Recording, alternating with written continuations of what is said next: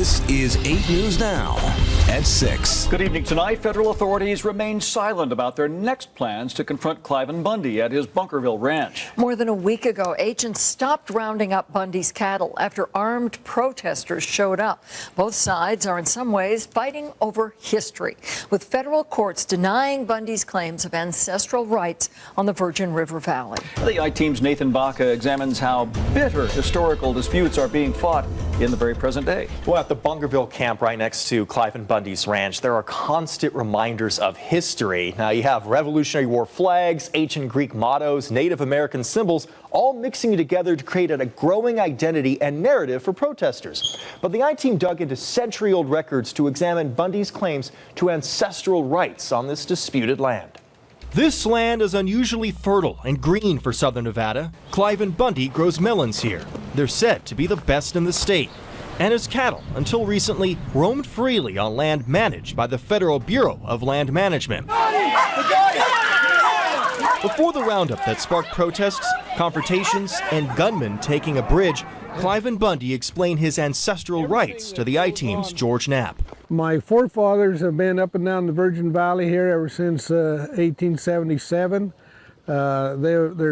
All these rights that I claim have been created through preemptive rights and beneficial use of the forage and the water and the access and range improvements. Clark County property records show Cliven Bundy's parents bought the 160-acre ranch in 1948 from Raul and Ruth Levitt. Bundy's family moved from Bundyville, Arizona. Water rights were transferred too, but only to the ranch, not the federally managed land surrounding it. Court records show Bundy family cattle didn't start grazing on that land until 1954.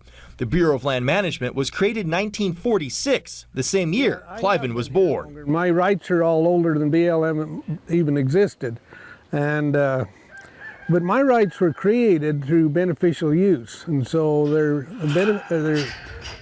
beneficial use means we use the forage and the water from the very first pioneers come here.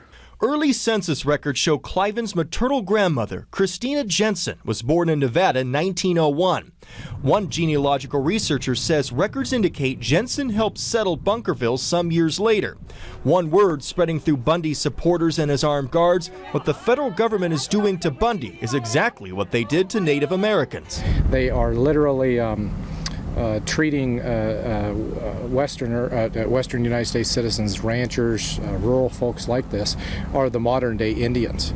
We're being driven off of our lands. We're being asked to, or forced into reservations known as cities. The local Paiute Indians were forced into reservations by federal troops in 1875. 2 years prior, the tribe was promised the same land. Cliven Bundy now grows his melons and until recently grazed his cattle.